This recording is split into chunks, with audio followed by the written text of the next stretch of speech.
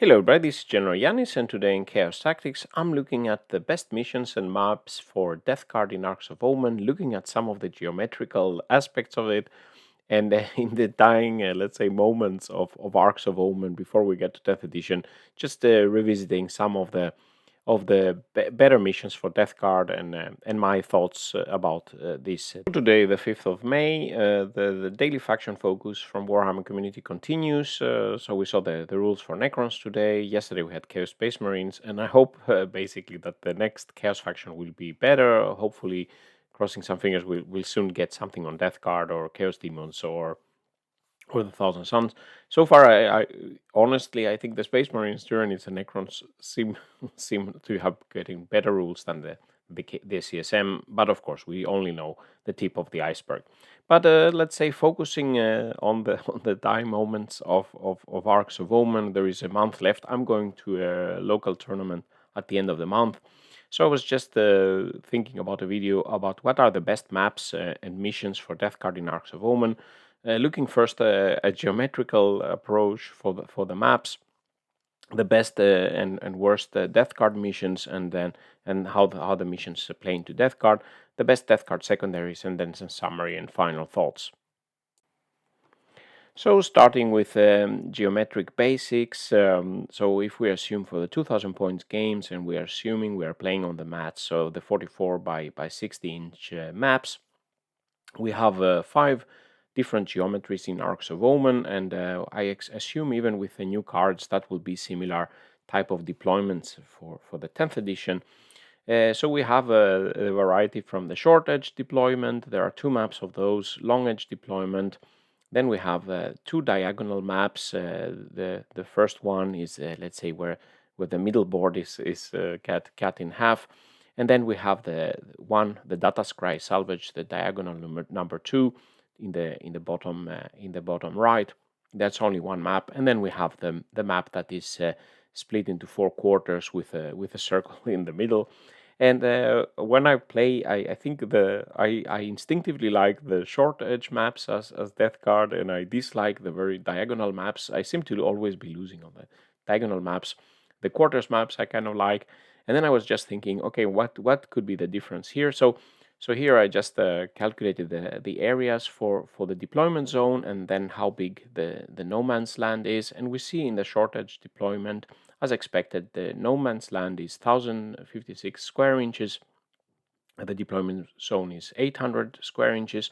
And if we go to the long edge deployment, we have a much bigger no man's land, 1414 square inches. And then the diagonal number 2, the data scry salvage type, where we have a lot of objectives far away. This is the biggest the biggest area we need to cover with our army. The quarters maps also has quite large no man's land, but the distance between the deployment zones is smaller in this map. So with Death Guard being mostly a slow army, I think all other things equal, the bigger the no man's land area will be more tricky for us to cover than other armies that can fly around and do a lot of moving shenanigans. 5-inch moving marines it take a long time to cover.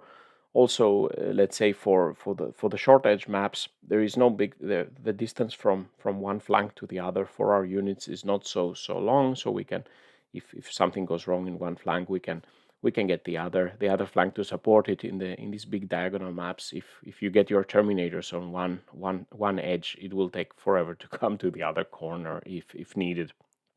And of course, there is not only geometry that is affecting. Of course, some of these missions are also, let's say, needing actions to get extra points. I think this can be problematic for Death Guard. We are a bit at a disadvantage there from the get-go because Poxwalkers are our cheapest troop and objective secure, and they are good in many ways, but they can't do the normal actions. They can only do the Death Guard specific one. And we don't even have any rules, for example, allowing some of our more expensive units to do the actions required by the missions and then be able to shoot, for example, that some other armies have. But this is, let's say, is the geometric aspects, and now we'll go through all the maps and giving you my thoughts on those. So starting with the missions and the maps for the short edge, we have the mission 11, recover the relics. This is probably my most favorite map. Here we have three objectives within comfortable reach. We can do a quick spread the sickness, or we can do raise banners. That could be quite good on such a map. The distance from the near objectives to the deployment zone is such that you, with even with poxwalkers, if you have them at the edge, they can just walk onto the objective and start doing a spread the sickness from turn one. This mission doesn't require the second primary action is just to try to kill enemy units, which is probably something you're still trying to do. No need to plant the explosives and things like that. So that's the good thing. As I said, short distance for the objectives, not so big no man's land to cover. But this map has 6 objectives, and it can be quite tricky to get more than the opponent. So this can be a bit stretching out. But other than that, I think it's quite a good map for Death Guard. Then the other short edge map, the Mission 23 Scouring. Here we have 5 objectives in no man's land. There is no objectives in your own deployment, but there are 2 in no man's land very close to your deployment, even closer than the recover the relics. There is a scan action needed to do this. This of course creates some need to do actions, and I pretty much like, apart from my poxwalkers to do a lot of actions, I more like to have my elite infantry doing other stuff than doing these scans. But of course, this at least this has a five objectives. There is something in the middle. You can, when you have objectives in the middle, you can also take something like a warp ritual or something like this, trying to hold the middle and doing actions to score some points. If you can get the 2 objectives in your employment and go for the middle, keeping 3 objectives, that could lead to some good points for this map. Now looking at the missions where you deploy on the long edge, we have abandoned sanctuaries, mission 21. This map has the special rule that no pre-moves or forward deployments are allowed, and this is indirectly good for Death Guard because we don't have any such capabilities in our codex. Of course, if you ally Chaos Demons and you have some Nurglings, of course you can't use the forward deployment here. But I guess this, all other things taken apart, I think it more hampers typically your enemy than Death Guard. Here, the secondary primary goes for holding the center. So I think going for the center and hold it could be something that helps Death Guard, putting some durable block of Terminators in the center objective, fighting there could be good. But there is quite long distance to reach the objectives in no man's land. We have 12-inch to go there. Maybe you are lucky. If you're lucky with your advance, you can just come close to that, but then you can do actions there. So rhinos, fast attack units, maybe some bloat drones could be moving up quickly to get to the objectives before the slow-moving Death Guard infantry can arrive. And then we have the Tide of Conviction. This is also a long-range deployment, and here we have a lot of objectives, 6 objectives again, and three objectives are within walking reach. The secondary primary is to try to hold objectives on the opponent's half of the table. This is quite far away now. You have to go 18 inches to go to these objectives. So if you can hold your objectives and make a push for one of the enemy side, that could be something good. But there is quite a big distance to go for this map, and you need to hold 4 objectives, let's say, to have more than your opponent, since there are 6 objectives. Looking at the missions where we have a diagonal 1, let's say, area like this, tear down their icons, mission 12. Here we have 5 objectives, and this would be really nice if you can hold the 3 like a triangle from your deployment zone, holding the center. Again, objectives in the center could have some synergies with secondary actions that require you to go to the center. The secondary primary is making an action to plant explosives on the opponent's half. This is quite tricky. The OBSEC units would be preferred there, and the Poxwalkers, as I said, for 50 points. If they could move up and do this planting of explosives, that would be really good. But of course, Poxwalkers can't do this mission. And then we come to the securing missing artifacts mission 33. Here you have the dance of the objectives, trying you attacker and defender. They move the objectives A and B, and here there are 5 objectives. There is one in the center. If you can hold the 2 objectives in your area and the center, then that would be really great. No actions necessary. You just have to hold the priority objective. So try to keep them close if possible on your side. If you, for example, deploy in the green zone, try to move the marker close to the deployment zone. Your enemy probably moves the other one further out, but you should be quite comfortable in trying to keep those from your deployment. And now my biggest nightmare, the diagonal 2 type of maps, data scry salvage. This is my least favorite maps. I like the idea that it has sticky objectives and there is a lot of objectives and you can stand on your own deployment and scan, and depending on how much you hold. But this is very difficult for Death Guard if you don't have a very fast army. There are 6 objectives. You need to hold 2 just to even get primary points, to get 4 victory points, and 3 to get 8 victory points. Action from your own deployment to scan. Again, we can't use the just a small unit of Voxforgers. It would be nice to keep it back, but they can't do the actions. There is a far distance, 12 inches to reach any objective. So in this map, you would probably need some rhinos, 30 blow drones, etc. Maybe focusing on just holding 3 on your side as illustrated like this, or maybe you could do the similar thing on the other side. But this is, I think, a tricky map for Death Guard. And finally, the 5th geometry, the quarters type of deployment. This I kind of like, the 22 conversion. In general, as a melee-oriented army, it's quite nice with the quarters map. This is the only map where there is only 18 inches separating the deployment zones. All the other maps, you have 24 inches you have to cross. So this could allow something like Mortarion to get a first turn charge. If you fly over 12 inches, you would be if your opponent deploys a bit recklessly and you get the first turn, then you could be having Mortarion in your opponent's deployment zone already turn 1. Of course, you could be facing some other even more highly melee specialized army like Word Eaters. Then it's even more difficult to survive. You probably need to put some screens before they come to your deployment zone. The no man's land is quite big in this one, as I showed in the math, but you have 2. The center objective is 9 inch away, so it's not very difficult to reach. There is one more 12 inch, and then you have one on the bottom corner. Let's say that's 15 inch away distance. In this map, it would be nice with some Nurglings to forward deploy, getting some blowtrons, etc. And here you get extra points for holding no man's land objectives, which is no actions needed, and this is what you are trying to go. Again, keeping 3 objectives, the center, and then 2 that are closest to you. That would be a nice winning combination here. And finally, Death and Zeal, similar thoughts here.